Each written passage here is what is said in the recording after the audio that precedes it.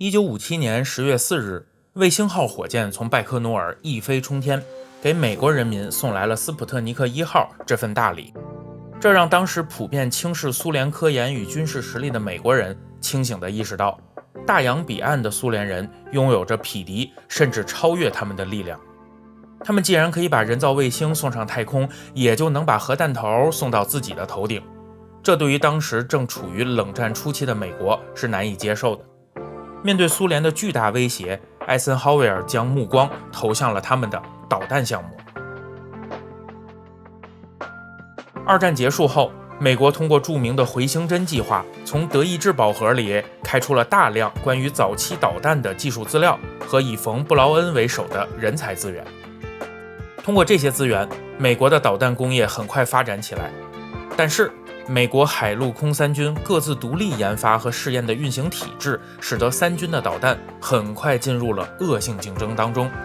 每一家都有自己的导弹项目，陆军有木星系列，空军有阿特拉斯和泰坦系列导弹。每一家都在努力展现自己的导弹技术有多么好，以便能够获取更多的研发资金。这样的内斗局面几乎已经注定了美国早期火箭计划落后于苏联的结局。1957年，借着响应国际地球物理年的名号，艾森豪威尔上马了美国的火箭计划——先锋计划。碍于当时打出的纯民用旗号，艾森豪威尔在挑挑拣拣后，选择了美国海军的先锋号运载火箭。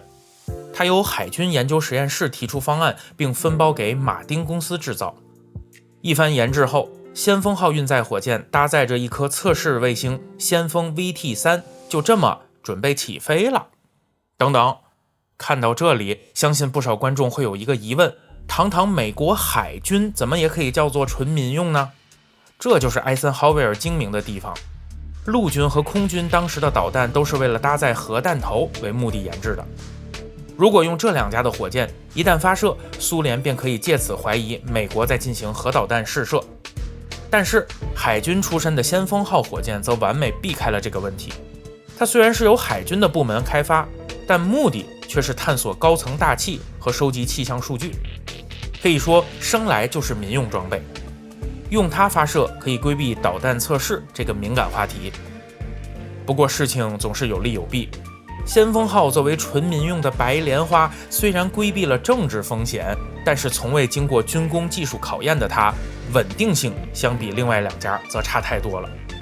最终1957年12月6日，这枚纯民用火箭在电视转播以及现场无数人的期待下炸了。事件一出，美国举国哗然啊！这就是你们给国际地球物理年的献礼？嘲讽随即到来，有人借用苏联斯普特尼克号的英文 Sputnik， 改编出了本土化的 Stay Putnik， 意为待在地上的卫星。艾森豪威尔得到消息后，除了深深后悔自己的决定之外，也不再顾及所谓的国际观瞻，一通电话打给了冯·布劳恩和陆军红石兵工厂，让他赶紧带人搞出一个能用于太空发射的火箭，并且还要搭载一颗人造卫星。冯·布劳恩一下来了精神，当年他的团队拿出红石导弹改装的丘诺1号，信心满满的要和海军的火箭竞争，最后却输在了所谓民用上。已造好的火箭也只能待在库房内吃灰，就连测试也只能用所谓热防护测试的名义，将载荷舱灌上沙子再发射测试。直到海军给全世界拉了个大的之后，这些火箭才得以重新派上用场。丘诺1号火箭在很短时间内就整备完毕，真正的难题在于人造卫星的设计和制造。这项工程被分配给了当时陆军的编外部门，此时还籍籍无名的喷气推进实验室 JPL。JPL 任务艰巨到可以说有些不合理，这相当于要求他们在短时间内从零开始设计制造美国的第一颗人造卫星，还需要带有一定的实用功能，以强调这是一颗用来庆祝国际地球物理年的民用卫星。不过当时的 JPL 并未像现在一样展现鸽子咕咕的神力，在苏联的巨大压力以及美国人民的催促下， JPL 仅用了84天就从零开始制造出了一颗真正有功能的人造卫星探索者1号。它在丘诺1号这一更加成熟的平台的加持下，最终于1958年2月1日顺利入轨。探索者1号也确实发现了范艾伦辐射带存在的证据。尽管已经落后苏联人很多，美国最终还是在民众信任危机的悬崖边上刹住了车，并开始努力追赶苏联的进度。后者此时早已发射了携带着小狗莱卡的斯普特尼克2号。其实早在1957年11月21日，艾森豪威尔就成立了总统科学咨询委员会，负责就苏联发射的应对措施提供建议。委员会在1958年2月提出报告，建议建立一个新的民用航天机构，以促进太空领域的和平研究。经历过先锋号的惨败和探索者号的仓促追赶之后，艾森豪威尔终于下决心彻底解决军队之间相互竞争，在一个体制内不断内耗的问题。他知道，只要三军还独立搞火箭项目，美国的太空计划就不可能赶超苏联这样一个能动用全国之力搞航天的国家，必须要成立一个新的机构。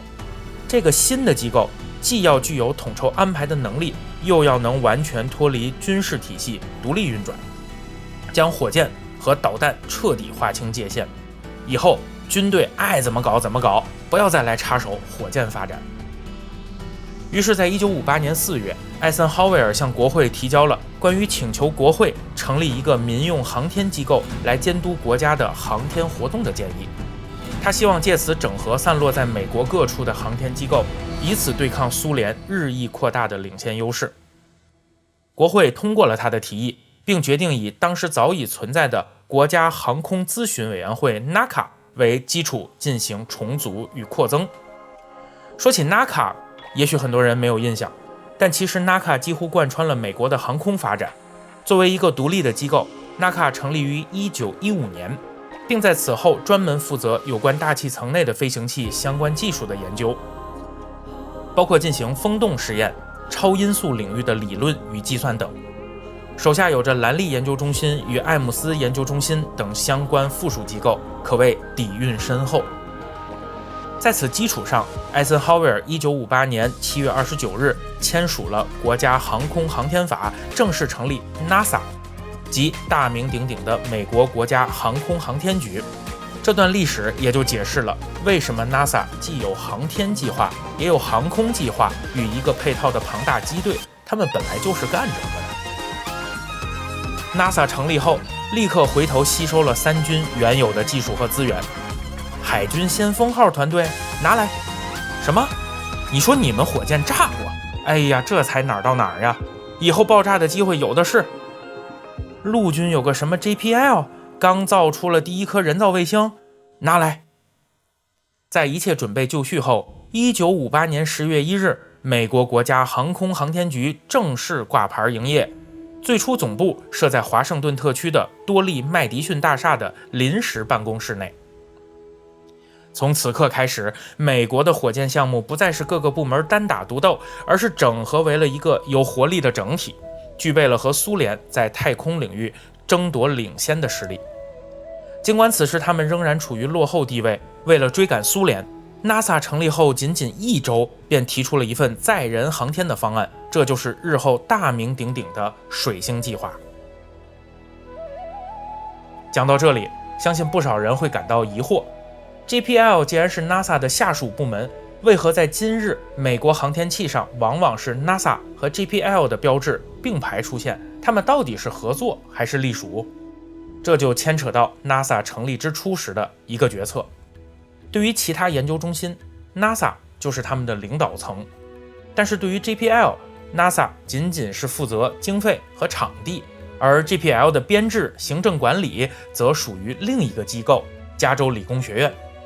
而正是这种非政府雇员模式，为之后 JPL 的传奇打下了坚实的管理基础。在 NASA 的体系中，很多机构都专注于载人航天与运载火箭发射，比如卡纳维拉尔角、宇航员经常呼叫的休斯顿。与之相对， JPL 负责另外一个大项目——无人深空探测。JPL 的巨大科研实力使得他们在进行探测器设计组装上有着明显优势，这也就是为什么那些远走深空的探测器往往都印上了 JPL 的图标。不过，既然 NASA 负责出资，那么自然也要在印刷图标时占有一席之地，便出现了在探测器上 JPL 与 NASA 图标共存的奇景。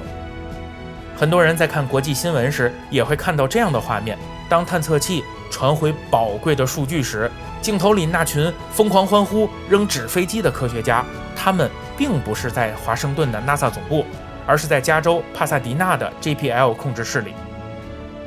可以说 NASA 造就了 JPL 在深空探测领域的绝对领先地位，而 JPL 也反过来成就了 NASA。